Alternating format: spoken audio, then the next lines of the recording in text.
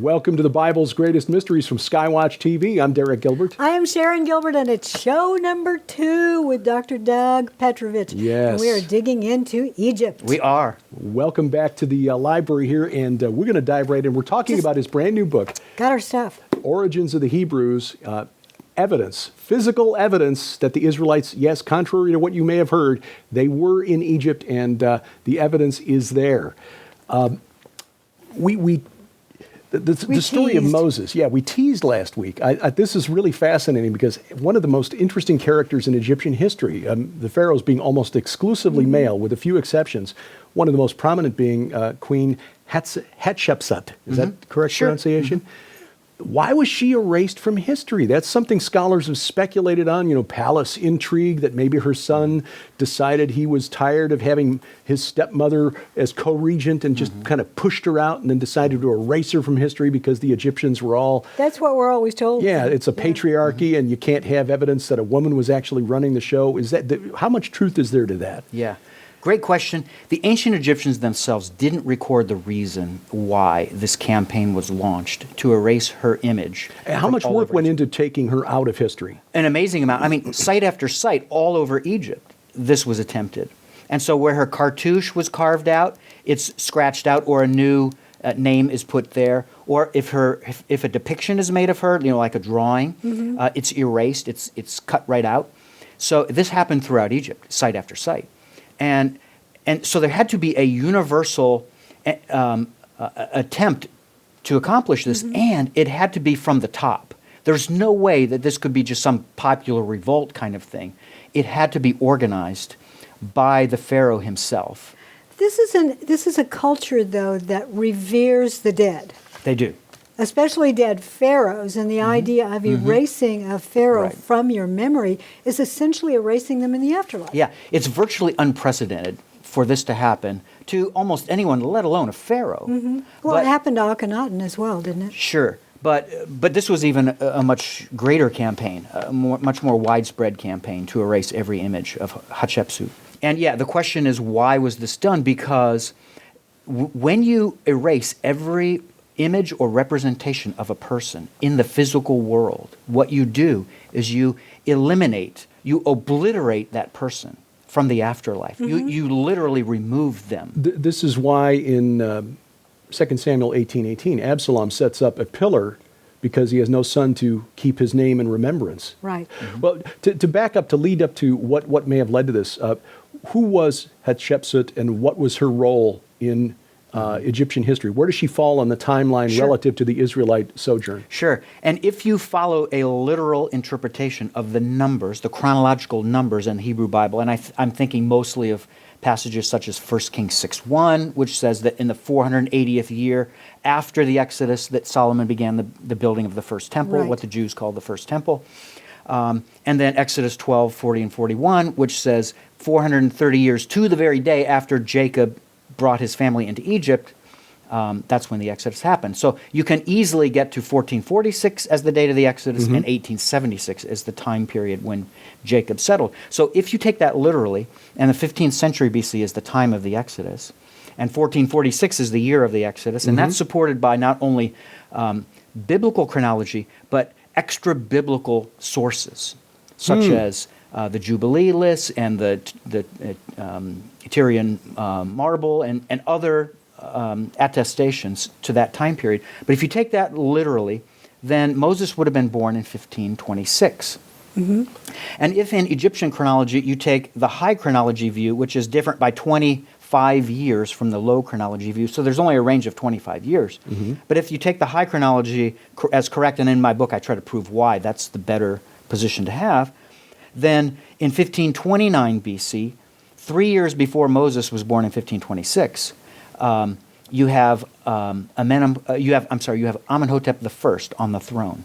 And so it would have been a daughter of his. Well, there's only one known daughter of his who survived into adulthood, and her name is Hatshepsut. So she becomes the perfect candidate, the ideal candidate, the only known candidate we have for a daughter who survived into her mature years, who could rescue Moses from the Nile. Oh my goodness. Yeah, it fits perfectly. So when Moses kills the Egyptian overseer, and then later the Israelites Totally embarrasses leave, his family. and people remember, oh, Hatshepsut is the one who saved his life. Right. She's the one responsible for all of this bad stuff that's happened to us. And so they try to erase her from history for that? Yeah. Yeah, and she would have been on the throne at the time that Moses would have killed the Egyptian. And according to history, we don't know that she died at the time she stopped being Pharaoh. She may be one of the few pharaohs in history who actually stepped off the throne. Well, she would be in disgrace, wouldn't she? Yes. If she is the adopted mother, the Egyptian adopted mother, of a Hebrew who used to be a prince, who now killed an Egyptian and fled the country. Would that be why she abdicated? That very well could be the reason. I can't come up with any better reason, but it's very plausible. Oh my goodness, that's fascinating. seems to make more sense than Yeah. the other theories that have been floated. We need a new movie. So the timeline here, we've got Amenhotep I, who dies in 1529 BC or thereabouts, leaving behind Thutmose I, Thutmose II. Well, he came on the throne in 1529, so he would have died in, what, 1516 maybe? Yes, okay. If you're sitting there frantically writing all these things down, don't I'll put worry these about up it. on the screen. They'll be on the Yes. screen, but also if you are really interested in this topic, get the book. Yeah. Not only is there it's a hardback book. It's a great, really well laid out, beefy book for your library, but it's also in Kindle.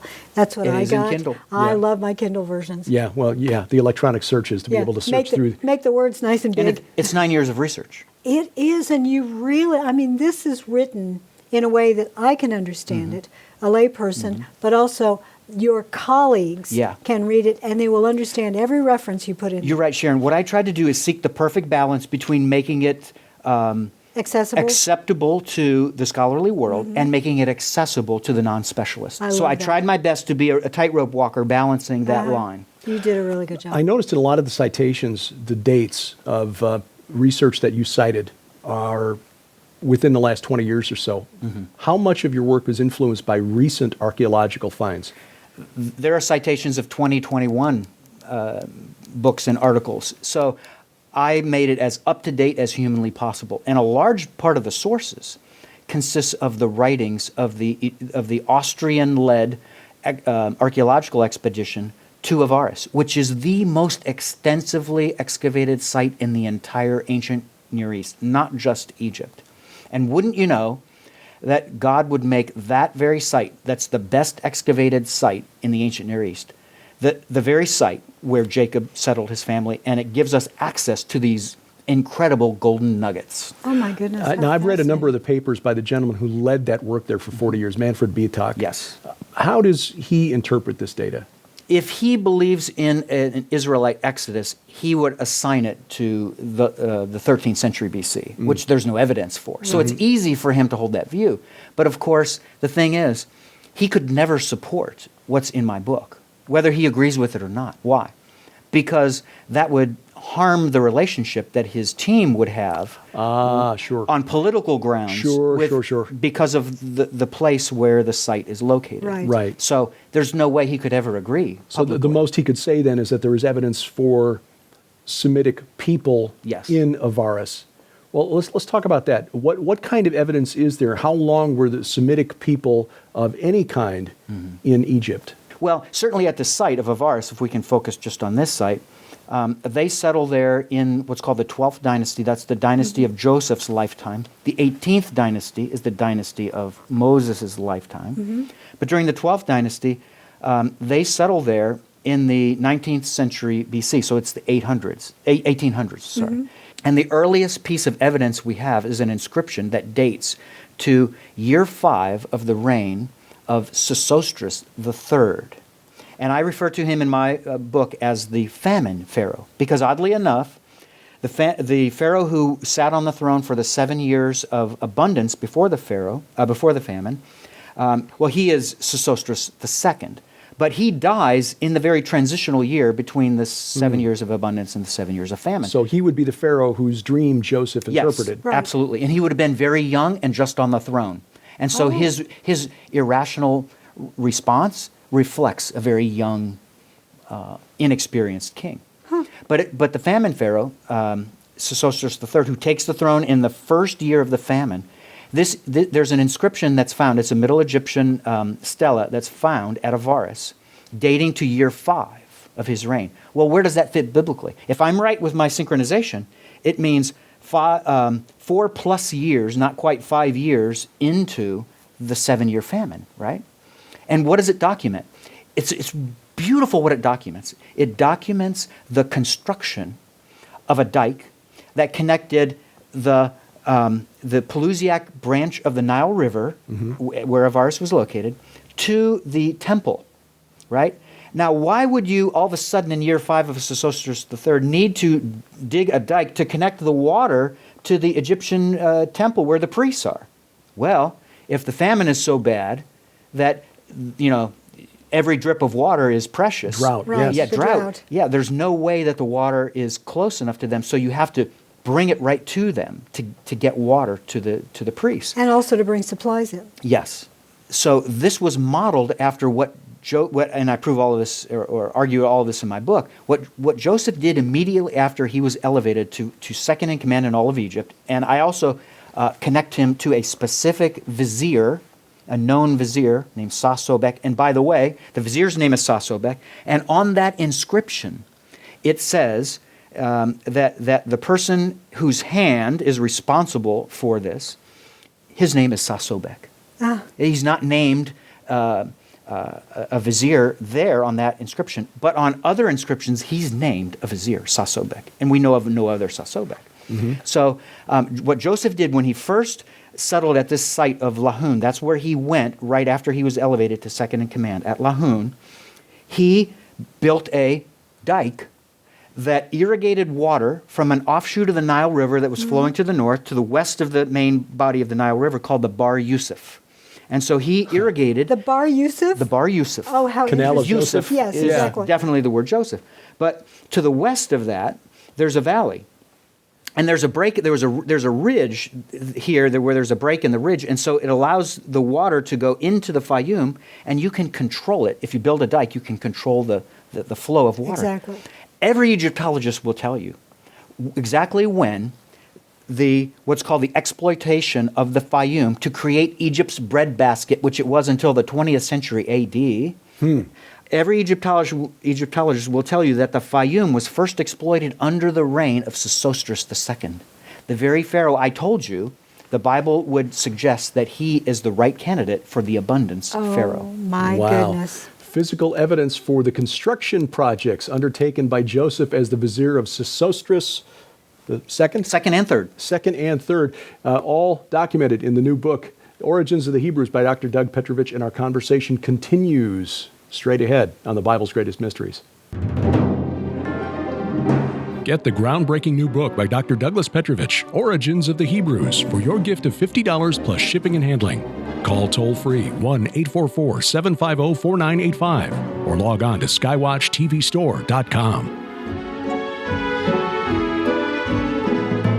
Call now and take advantage of Skywatch TV's most groundbreaking deal of the year. With the rediscovery of the ancient prophecies from a mysterious group of prophets and scribes hundreds of years before Christ, your understanding of end times prophecy and the final age of man is about to be forever changed. In Josh Peck's new book, The Lost Prophecies of Qumran, the veil is lifted as you discover how much of what you've been taught about Israel in the first century is incomplete. Shockingly, there were Jewish believers who knew exactly what to expect from the coming Messiah, that he would be God in the flesh, would die for our sins, and even the date of his first arrival. In Josh Peck's new book, The Lost Prophecies of Qumran, you will discover lost prophecies only recently discovered in the Dead Sea Scrolls about the time we are now living in, how the enigmatic group known as the Essenes formed and what influence they had on the New Testament, what hidden feasts and festivals the Essenes celebrated, and what messages the group left behind for believers living in the present age,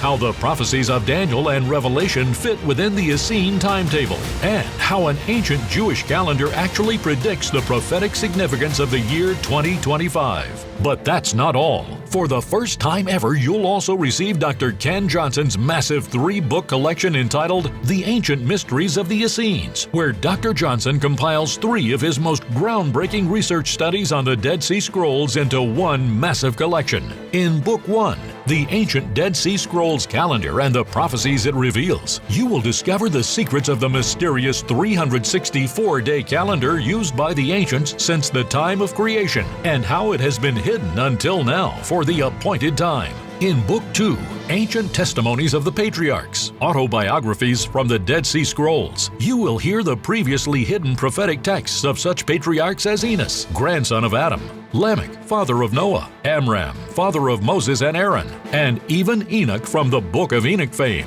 And in the most shocking revelation yet, Book 3, The Ancient Order of Melchizedek, you will learn astonishing facts about the enigmatic priest Melchizedek, such as why his priesthood was and is different from that of Levi, why the Messiah was ordained after the order of Melchizedek, and how the facts surrounding this mysterious order dramatically affect the theology and practical applications of our Christian walk today. This collection is an absolute necessity for any researcher's library, and for those who want to fully step into the minds of the ancients and see the Dead Sea Scrolls like they never have before. Now you can get this incredible collection for your donation of only $35 plus shipping and handling. So don't miss out on Skywatch TV's most groundbreaking deal of the year, the Lost Prophecies and Ancient Mysteries collection. Available now at skywatchtvstore.com. Order now or call 1-844-750-4985.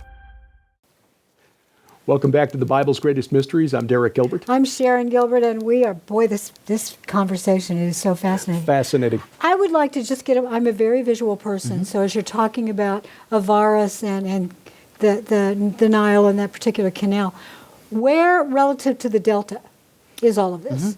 So Avaris is in the eastern Nile Delta. Okay. It's basically, let's say, roughly halfway between where you really start getting a lot of branching off to create the delta itself. A delta is in the shape of a triangle, and that's the Greek letter delta, right? The D.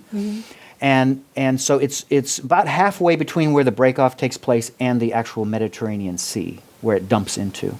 So it's close enough to a shoreline that they could also ship. Yes. Because, as you say, the breadbasket of Egypt fed Rome. Later in history, the Romans depended upon the bread, the grain that came from the Fayum to make bread for them, for Italy, for Rome, and for the other parts of the empire. Now, the Fayum is further south, though, right? The Fayum is further south, and it's on the western side of the Nile River and the Bar Yusuf. Okay, so by controlling the flow of the Nile into that region, they basically had a source of irrigation, and they were able to reclaim land that had previously not been. Right, it's just sitting there. It's desert land, and now it's irrigated, and all of a sudden you can create grain galore. Wow.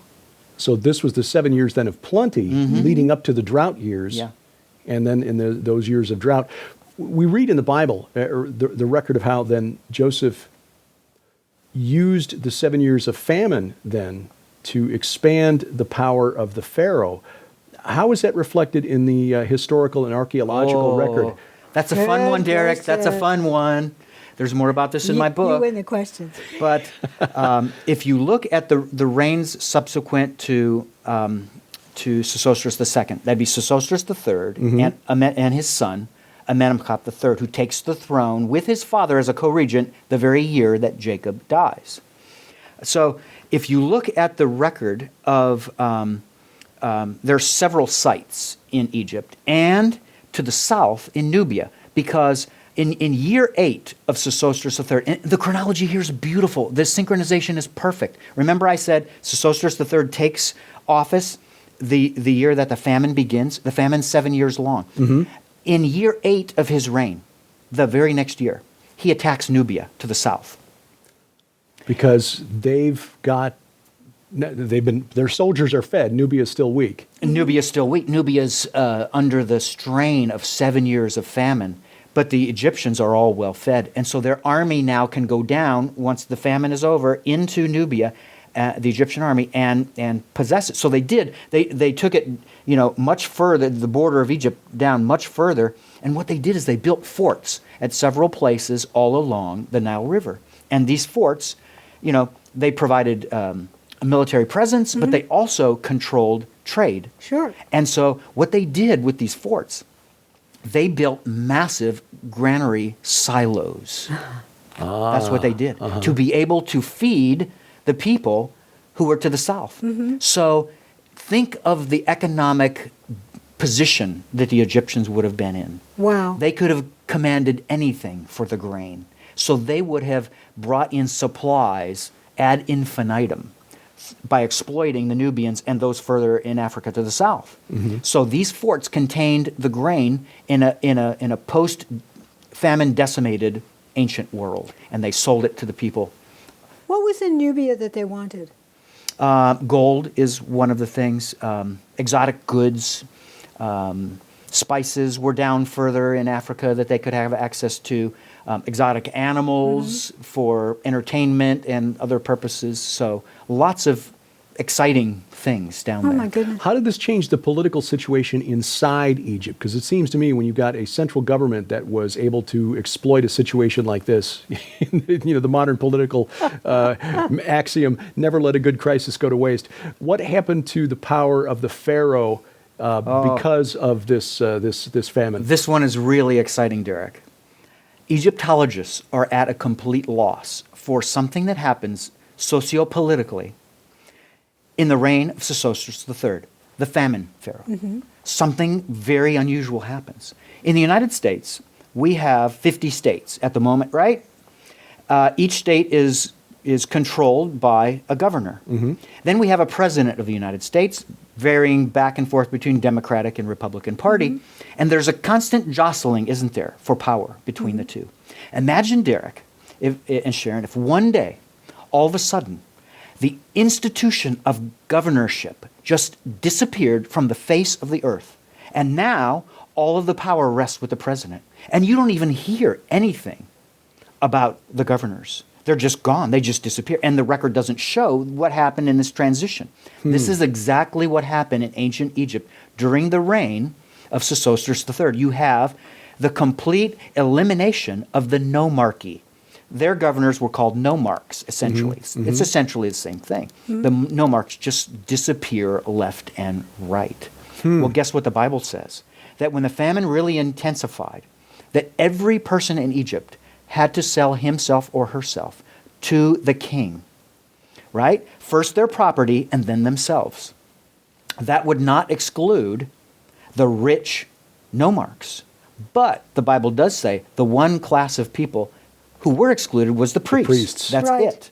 But all of the rich governors, the nomarchs, they're not excluded. That's why the entire institution disappears from the earth. Oh my goodness. I just have to laugh because you got the scholars who have been looking at the biblical text, which has been available to us for more than 2,500 years, and saying we just don't understand what could possibly have happened. If Well, only read the book of someone- Genesis. If only someone had written it down.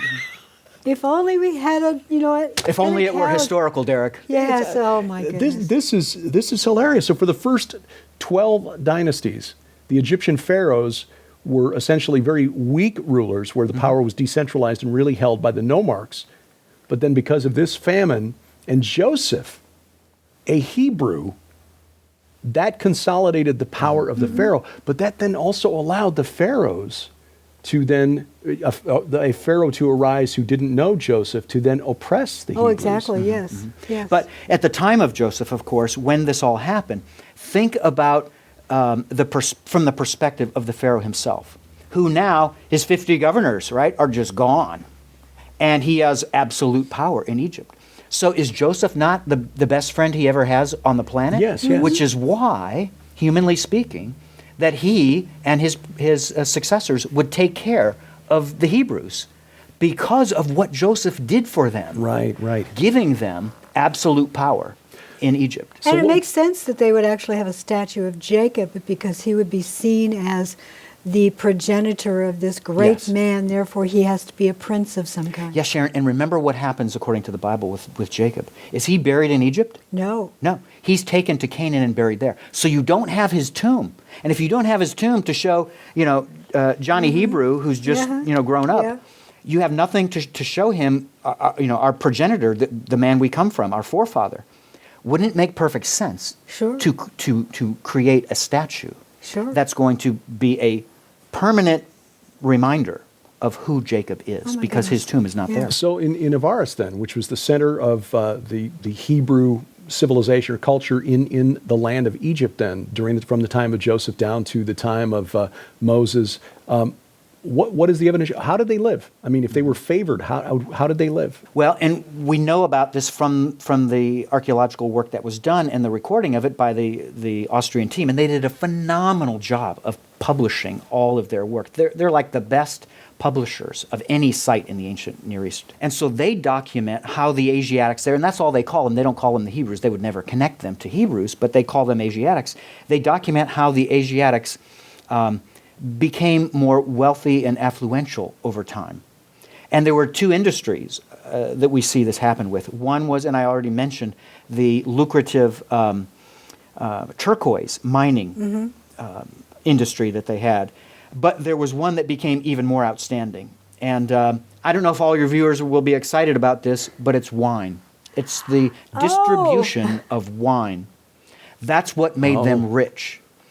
It's estimated by Manfred Vitok, 6 million large storage jars that are called Canaanite jars were imported from Canaan, from wine growers there, imported into Egypt and resold, distributed and resold. So the Israelites would have been the conduit for this enterprise of selling wine to the Africans.